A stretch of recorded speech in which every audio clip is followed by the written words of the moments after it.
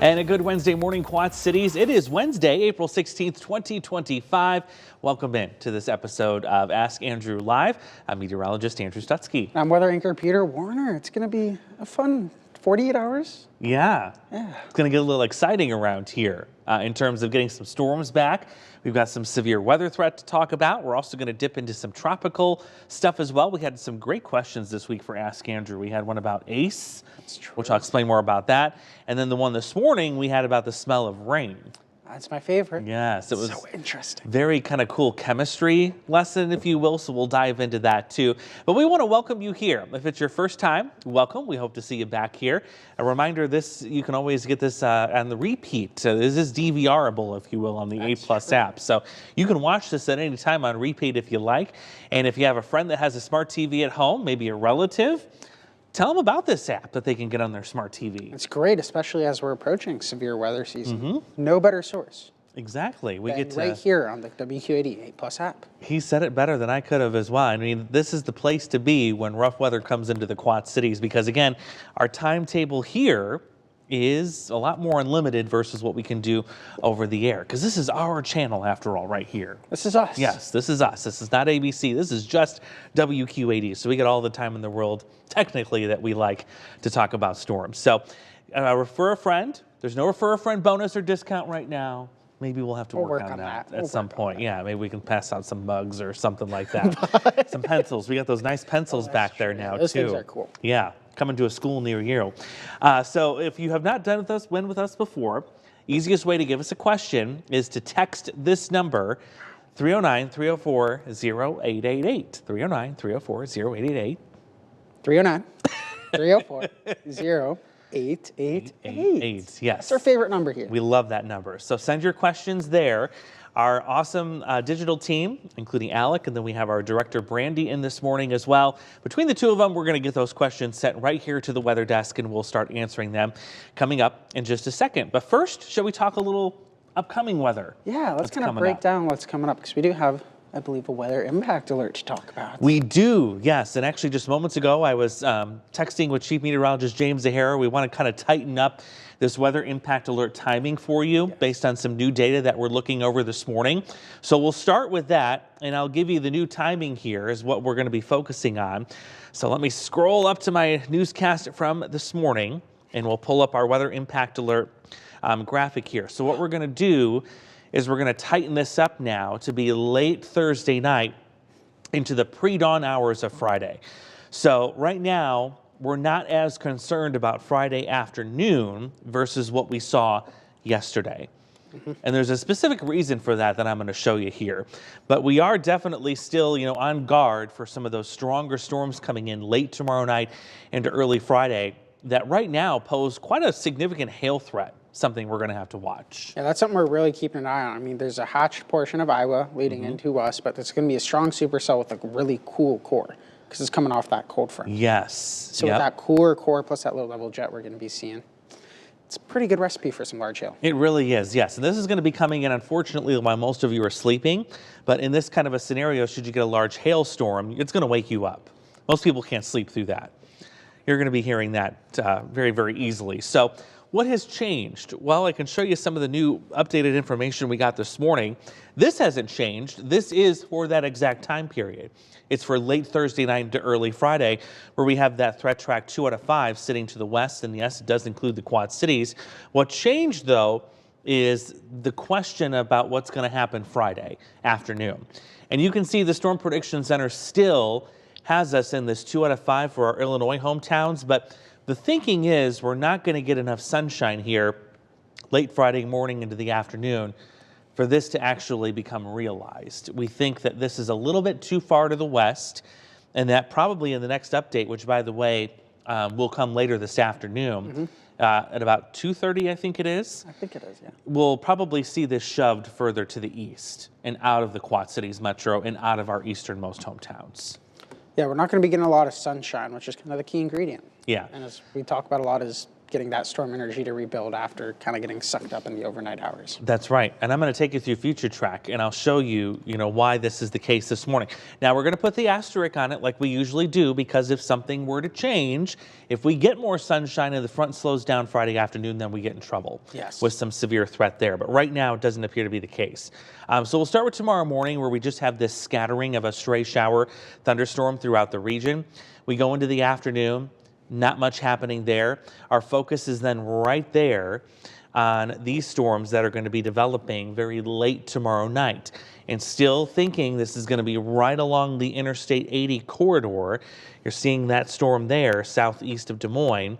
I'm going to zoom this in just a little bit and we'll forward this. Also keep in mind too, we might get the newer run of future track perhaps before we get out of here at 9:30. So we will check back with this a little bit later. But this is what it looks like right now at midnight and into early Friday morning. And you can see there's a couple good looking thunderstorm cells there traversing Interstate 80. And when they're on their own like that, not part of a huge line or a huge cluster, they can really start to take advantage of some of those better dynamics of the atmosphere. Yeah, we're going to have some pretty decent moisture too. That's something I was looking at as we get into Friday night. Some areas nearing 60 degrees on their dew point even at that time, which is a lot of moisture. It is a lot. For especially an overnight system. Yes. And the storm energy, there's some there still too then, because we get some decent maybe pockets of sunshine as well, plus the warmer temperatures tomorrow to kind of build up that storm energy for it. Exactly. Build off of. And that's what's going to help drive those eastward overnight too as well. But look what happens tomorrow afternoon, where we get all this cloud cover. And because of all those clouds, we really don't build up a whole bunch of storm energy. I actually have to zoom this out for you to see where the new storms fire, and that is going to be well to our southeast. We don't have anything new developing here in the Quad Cities because of all this cloud cover. And by the time the front gets here, looking at the wind switch, what you're watching are these winds right here. You notice right now they're out of the south, moving from the bottom of your screen to the top. That's a south wind. You can kind of see the cold front right about here into Cedar Rapids, Iowa City, right in here. You see that wind switching to the northwest. Well, when that front moves here at about 2 o'clock, it looks like, there it is on top of the Mississippi River, 3 o'clock. Look at the struggle bus here trying to get anything to form. Yeah. Just a couple of showers is all. That's all we're seeing. So that being a trend that we've noticed, in the last 12 hours or so, that's why we're going to go ahead and cut down the weather impact alert timing. Here's the storm energy if you're curious what that looks like into Friday afternoon. It's not a lot. You look at the scale at the top of your screen. We don't see these really bright yellows and whites. We see more of these subdued reds and kind of this orange. So the better storm energy is going to be well to the east. And again, we said cold front timing about 2-3 o'clock. And it doesn't have a whole lot of storm energy to work with. We don't see those brighter colors come up until the front's out of here and into Chicago. So another determining factor, again, why we're shrinking this weather impact alert a little bit more. But again, we'll keep the asterisk on it. We may have to extend it into the afternoon, depending on sunshine. So we don't want you to let your guard down about Friday afternoon, but I can tell you right now this morning, it's not looking too exciting for Friday afternoon. This looks like mainly a Friday morning show for us here. So we'll continue to track that. Again, we'll take another peek at future track and see if maybe we get that updated model run coming in while we're still with you here in this half hour. It happened last time. And that was fun. Yep, that was kind of neat to see that live as it was playing out. So we'll continue to watch that. We'll go through our question we had today. We'll talk a little bit about hurricane season coming up, and then we'll take your questions here. That should get us right at about 9:15 on schedule, if you will. So here was our question today. I know who this came from. Really?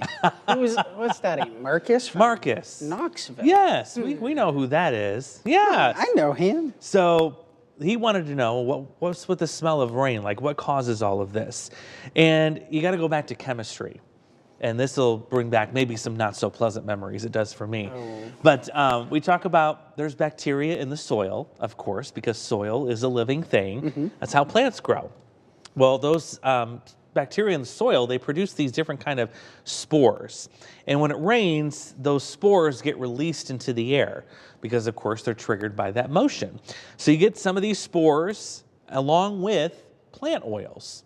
Because this is something I didn't know either until I was researching this.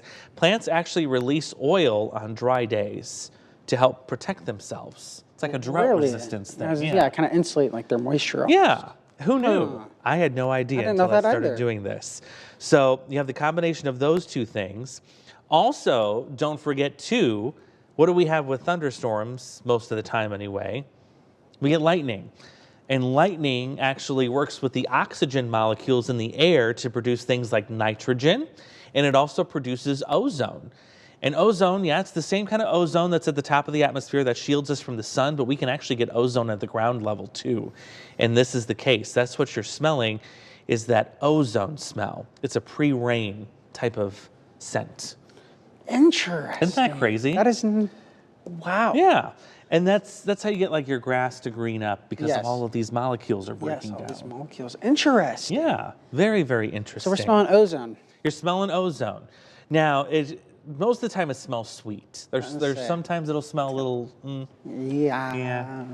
Sometimes. but it's got a sweet smell to it. It does. And you'll smell it in the summer too, because we have air action days, and that means the ozone at the ground is unhealthy, and it can be a bad thing too. Yes. So just heads up on that. The other question we had on Monday was about this term called ACE. What is it? What does it mean? If you follow a weather blog or any other type of meteorologist, especially during hurricane season, they talk about this. They talk about these ACE values. Basically, it's a way of keeping score as to how busy or how inactive a certain hurricane season is. So we're looking at the Atlantic here specifically, and what that score does is it takes a look at wind speeds, sustained wind speeds of any tropical storm or greater in intensity, and it also takes a look at how long does that storm stick around, what's its lifespan. So it builds up points using a very complex equation looking at those two things. Hurricane Ivan, back in 2004, actually holds the record for the single storm, that is, with the highest number of ACE points, 70 points, 70? just on that storm alone. What? Yeah, which is very high, considering that on an average season, we get about 122 and a half ACE points. Wow. Yeah, it's more than half. So the scoring on this works like this. If it's greater than 121.1 ACE points, we consider that an active hurricane season. And if, of course, there's other thresholds too that are used in this. But if you look at the ACE trends, now the one thing you're going to see is, oh my gosh, that trend line is shooting right up. But remember, we're not talking about just intensity. We're talking about the length of a storm system, how long it survives. So it's both of those things. Also, too, we can't look at this and say, wow, things are really ramping up, because our data only goes back to 1980. That's true. That's not a long time ago. No, it's not. When you look at a data set like this. So are things increasing a bit? Yes. Is it dramatic like this line is? Probably not if you go back in history. Yes. And the problem with that is, we've only had satellites since the 1980s or so. I was going to say, even on this trend alone, the increase in technology from 1980 to 2024, that can create a significant increase in this trend as well. That's right. We're seeing more things. Yes, it's kind of like the 90s when I was looking at those tornadoes. All of a sudden, it's starting in the 90s, poof, Yes. popped out. That's a great example. Compared to the 1950 to 1990 trend line, then 1990 to now. Huge difference in the amount that were able to be reported, kept an eye on, and tracked. That's right. So it's probably a very similar situation to this. It's exactly that, right? The technology changing. Now you've got cell phones. People can report tornadoes. Much, much easier to do that than in years past. Great point. Yeah, very similar trend on that. If you're curious what's expected this season at the Atlantic, we have not heard from NOAA yet. We will hear from them, I believe, the last Thursday in May. It's always the second to last or last Thursday in May. I can't remember, but it is coming up. So we'll get their forecast in the next few weeks. Colorado State University, which is another big hurricane forecaster. They do one every year. They are calling for an above average season, 17 named storms, 9 hurricanes, and 4 major hurricanes. And you can see last year was busy. Last year was a busy one. I felt like we were talking on, especially like later in the year, like August, I guess, was just kind of primary season, but August to October, it felt like there was a tropical watch we were keeping an eye on almost every week. It did. There was always a storm churning, it seemed like. So we are expecting another busy season, perhaps just a little less busy than last year, but it will definitely be active. And again, we're going to hear from NOAA in the next few weeks. We'll see what they have to say. Usually it lines up pretty squarely with what CSU and some other sources are calling for, but we will see. Time will tell. Time will tell. Yeah. It's always fun. Yeah. It's fun to forecast and study. It is. Yeah, that's something I've always wanted. If I had the unlimited resources when it comes to money and time, I would go back and I would do tropical meteorology. It's so 'Cause cool. it's so fascinating. It really is to study that and just see how those monster storm systems work and churn and all that. Yeah, it's crazy. They're amazing. We have some time for your questions now. Plenty. We'll go ahead and we'll take those. Again, weather related, whether it's the severe weather coming in tomorrow evening into Friday or anything else you want to talk about. If you want to talk about Easter, we can talk about Easter. Talk about Easter, more rain. Yeah, more rain. I got some Easter stats in here too. I'm sure buried in there we can pull up. Probably we could. Yep. But yeah, we'll start with just some comments. Some good mornings from Joe, from Riley, from Billy. Good morning to them. Hey, good morning, everybody. Good morning, everyone. Riley from Monmouth was wondering, is there any tornado risk with these storms? And also, as someone who fears severe weather, just want to say thank you as well. Oh, you're quite welcome. You're quite welcome. There is not much of a tornado risk with this event coming in for the evening tomorrow night. We can pop up if you'd like to. We can go over those probabilities. Probably want to look at the hail zone too with that. So we'll pop up tornadoes first. And again, we're going to do this on the fly. Yes. So give me one moment and we will throw all this information here. So we're going to start with tomorrow. Right now it says Wednesday, but you're going to see that change on your screen in a second. We're going to go to the Storm Prediction Center, go to day 2, change to tornadoes, and there it is. So Very unlikely. yeah, not seeing anything here in the Quad Cities. This is the tornado zone for tomorrow, including tomorrow night into early Friday. Yes. And it doesn't look too exciting there. Not a lot going on there. Yeah. So that's more of an Iowa threat, well west of us. That's more Des Moines area. Yeah. And even there, it's trending to be in the southwest portion of the state for even the slightest chance. It is, yes. So we're not worried about that here as of right now. Now the hail zone, let me pop down into my other graphic, because this is the one you were talking about this morning. Yes, there's a hatched area, which means that significant elevated risk, even higher than what you would see your typical 2 level. It's higher than that, or I guess an area of focus, you could say. Yes, where you could see some of those even larger hailstones. So we'll go ahead and we'll pop this back on. We'll go to day 2, we'll go to hail, and we'll zoom this out so you can see. So yeah, west of the Quad Cities, you see the darker purple, and then what you were talking about, that hatched area. That hatched area, yeah. So it's about I-35 and due west. They have the chance to see 2+ inch sized hail, golf ball sized hail. Yeah. Which is impressive. And it looks like it includes the Des Moines Metro too. Yes, it's kind of right along that fringe of it.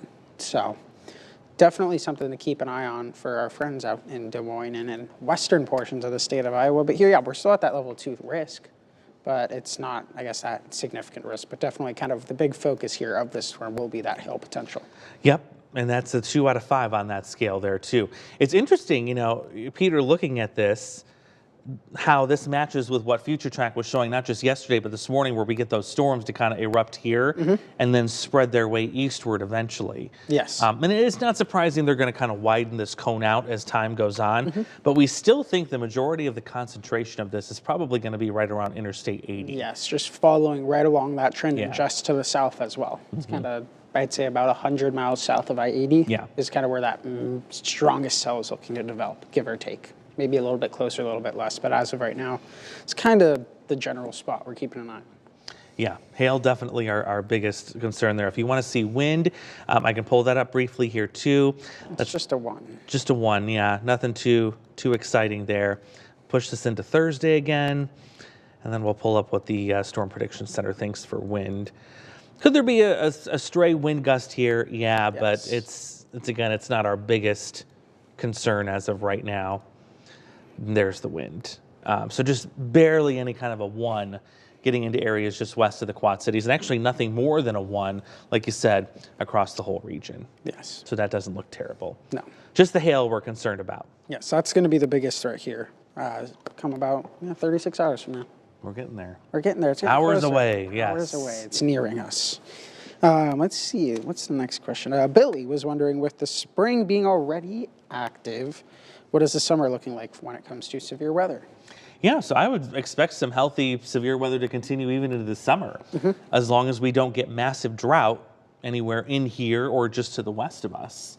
I don't see much of a change in this pattern. We're officially out of La Nina now, and if you missed that, I think that was declared last week or the week before. Yes, just last week, I think. Yeah, so we're even, we're neutral, And there's really no major one factor in terms of El Nino or La Nina that's driving our pattern right now.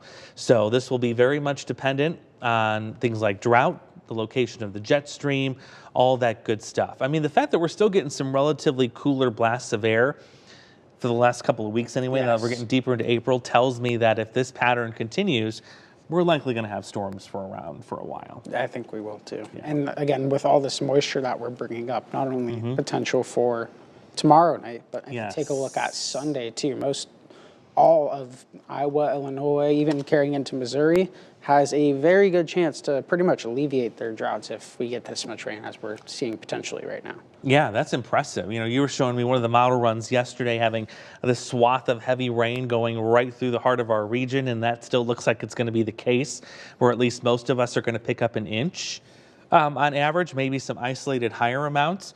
But that's all it takes to really wipe out the deficit that we've got going for this year. It isn't going to take much to do that at all. This is the European model, I believe, that we're showing here in terms of that rainfall potential. We can't show our in-house model yet because it only goes out to late Friday, so we can't pick up the Sunday system yet. If you're curious, though, for comparison, if you want to look at the American model, we can give that a second to load, and you can see, yeah, there's still a healthy swath of some rain that's expected, though obviously the heaviest is south of us. But there's good agreement that we're at least on track, I would say, to get a quarter of an inch, if not a half an inch of rain at the minimum. Yes. With this system coming in over the weekend. Yes, which is great news. Again, as of right now, there's not really any severe threat with these storms. Yeah, maybe some rumbles of thunder here or there, but overall just a good old heavy soaking rain potentially, which is great. Yeah. Ground's wide open. Ground's wide open. Soak it right up. Soak it right up. And we're getting, like, I think, what, 2-3 weeks away from planting season now almost? We are. In fact, I was out for a walk yesterday, and this was just north of Geneseo by the Hennepin Canal. There was already a planter. The machinery was sitting on the side of the road already. Oh, really? So they're getting close. I did see some of the, what do you call it, anhydrous ammonia, I think it's called, going into the ground. Some of the folks were doing that. So, yeah, they're getting busy. Our director just said she saw tractors going out yesterday too. So. Oh, nice! Yeah, yes. They're working. They're working. They're working. It's getting time. Yep, we're there. You're there. Our next question comes from an unfamiliar name. Unfamiliar. Marcus from Knoxville. Oh, he's back again. Oh my goodness. Marcus from Knoxville. When will we start to see a change in the UV index since the weather is getting warmer? And what are some of the effects to look out for as it gets stronger? Oh, good question. Great question. He always has great questions. I tell you what, his mind, he's got a good one up there. So the UV index, when are we going to start to see that get a little bit stronger? We will start to see that quickly work up in the weeks ahead. Right now, our UV index most days is about a 5 or a 6. I'll pull up the chart here. This is going to be an old forecast, so bear with me for a second. Actually, maybe I have a different one that doesn't involve the forecast. There we go. Yes. This one might be better. Oh, this is real. This is an oldie. So again, we're on the fly here. Old branding. It's a little flashback for you. But there's the UV index, and when it gets to be usually 7 or higher, that's when you worry about a sunburn. You can see anything lower than that, you got to be outside for a real long period of time to get any kind of a sunburn. So right now we're about 5 or 6 most days. But by the end of this month, beginning of next month, and especially the end of next month, we start getting to 8, 9, and 10. Yes. Very rarely do we get an 11 here. You got to go down to your part of the got to go down the to world. Phoenix, your LAs, your Dallases, your Floridas. Exactly, to get those higher levels. So we will get there. Ava asks me almost every day because she likes to sunbathe outside. Why pay for it when you can get it for free outside with Mother Nature? Exactly. Don't need no tanning booth. Yeah. Plus, this is maybe a little safer. Yeah, just a little bit. I've seen that movie, Final Destination. I refuse to go into a tanning bed. Really? Every time I think about a tanning bed, that movie comes to mind, and I'm like, I can't do it. I cannot do it. So, yeah, there's the UV index. We'll start to see that climb in a few weeks here. That puts a pleasant thought in your head, doesn't it? It does. Makes you want to go out and watch it. Isn't there a new one that just came out or is coming out? Maybe. I think there is another one coming out if it's not out already. I don't know. I don't know if I want to watch that. I don't need anything else to be scared of. No, to be honest, I haven't also been up to date on my movies lately. Yeah, so yeah. That's more of a summertime thing, I feel like. Yeah. Anyways. Can't watch it alone. No. No. Joe was wondering, can we pinpoint, and let us know what we're looking at tomorrow night in the QC area? Sure, yeah, we can go back to our in-house run, and it's a great time to check it. It is. Let's Did see. we get an update? Ooh, that's the 14 That's day. the 14 Surprise. day. Surprise. Fat fingers. Oh, you know what? This might be a newer run because that looks different. It does. All right, let's See. go. Oh, this is a new run. Oh, gosh. Oh, goodness. Live here, ladies and gentlemen, you are getting the latest run of Future Track. This is why we said we were going to check again. That's a heavy sell. That is a heavy sell, and it's right along Interstate 80 again. Right along I-80. That has been so consistent since this time yesterday morning about blowing up this storm near Interstate 80. And yeah, it's still got that, this one's got more of that Boeing signature again. Yeah. Where it's, kind of bowing forward or bending forward, indicating that wind potential and some hail potential as well. But now, guess what? We can go into tomorrow afternoon. More cloud. Mm-hmm. Did anything change? No cloud. Sure didn't. It's all staying just, Nope. yeah, to our south and east. Look at that, still It's to a the pretty south. decent, line making its way southeast along that cold front, though. It is, yeah, once it can get going. Yeah. And it looks like it's going to be downstate. May even miss Chicago at this point. Doesn't look like anything too exciting for Chicago now. I wouldn't mind that. So, yeah, I'm going to be really curious to see what the Storm Prediction Center has to say at 2:30 when we get that day 3 Yes. update.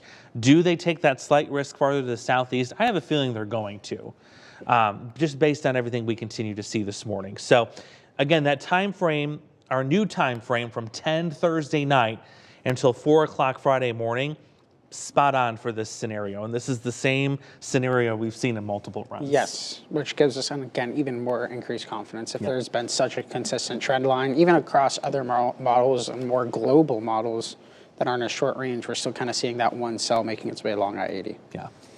That's been consistent. Yes. Now, does that guarantee that that's what's going to happen? No. It's a possibility. Yes. It goes to just show us, though, the coverage and the mode of these storms that we'll be dealing with. So, yeah, that storm, may not ride perfectly Interstate 80, but it does tell us that somewhere in our region here, late Thursday night to Friday morning, there are going to be a couple of these around. Yes. Should be, by the way, prolific lightning producers, too. Mm-hmm. When hail is the main threat in a storm, you're going to get lightning all over the place with this. So, it's going to be kind of pretty. it's going to be pretty, but it's going to be loud. It's going to be loud. Watch it from inside. Yeah. Cuddle your dog a little extra. Yes. It's like mine. Doesn't like storms. Yes. What is it that James plays from? Elton John? Elton John, yeah. Elton James John. will blast out the Elton John for the doggos. I like that. I haven't tried that. I'll have to try that. That is good. Let's see. So yeah, the time frame for the hail in the Quad Cities, Justin was wondering, and that's about, I'd say, give or take 11-ish to 1, kind of right now. I'd say 11 to 1's a good corridor. Now, when we talk about 10 to 4, we're talking the whole region. Yes. Because you got to remember, we go well west and we go east. Yes. So, starting the west first at 10 o'clock, Quad Cities, Central, 11 to 1. And then after 1 o'clock as you go east of the Quad Cities. Yes. Yeah. I'd say 11 to 1's a good time frame. Yes. Again, this can change. Yeah. This is not a guarantee, but Yeah. it's a good trend to keep that Yeah. we've been seeing. The plan is, right now, most likely what we're going to do is if this remains consistent, we will have the stream available during that time if something were to pop up and something were to come on. And of course, if it's damaging enough, we do break in on the air for that too. Yes. But again, we'll keep the stream potential in mind that we likely will be streaming something if these storms blow up Thursday night into Friday morning. Yes. Even if it is late at night or early in the morning, we'll likely get that figured out today. Well, something or another, That's right. we'll be here. Yeah, We'll get it handled. that's right. We'll be here. And then our next question. I don't know what I just said there. We'll be here. That was so weird. Well, one of us will be. One of Maybe us a will be. combination of a couple of us. That's we'll see. true. My goodness. Wednesdays. Shirley Stewart was wondering, what about Des Moines County for those storms? Yes, so you are a little further south there. We're talking way down there in southeast Iowa. Yep. Could one or two of those potentially get down there? It's possible. You can see something tries to get going down there. So you're not out of the woods when it comes to the severe storm potential there. It is really a good chunk of the region. And you can see that 2 out of 5 risk does extend down into Des Moines County in Iowa there. So you're not out of the woods there. There is a chance that it might be a little bit more coverage here to your north, but still that hail threat will extend all the way down to your neck of the woods. definitely something to keep an eye on. Yep, we'll be watching that. We'll see if that trend holds. Yeah. Let's see. What about Rock Falls? And Michelle doesn't like tanning beds either, by the way. I know. I'm with ya. After that movie, Rock Falls, we are looking at a little bit more of a lesser threat. There's a sign that by the time these storms get over to this portion of the region, we might start weakening some of those low-level jet winds. That's just a fancy term for really strong winds just above the ground. That's what's driving these storms overnight, is this low-level jet. So it doesn't need a whole bunch of heat energy and all that other stuff like we would with daytime storms. So they're a little bit more complex, but we think a little bit of a weakening trend. We still could have some good-sized hail, though, even as it gets to the Illinois side early Thursday morning. So we'll wait and see. That's right. We'll see what the radar looks like. Yes. It's got time. And I think that's, speaking of time, we're out of time and we're out of questions. All right. Perfect. Right on the dot. You guys time this so perfectly every week. You're know. amazing. Absolutely amazing. So we're going to keep tracking the severe weather threat for late tomorrow night into Friday. Again, thinking right now this is mainly a late night, early morning threat.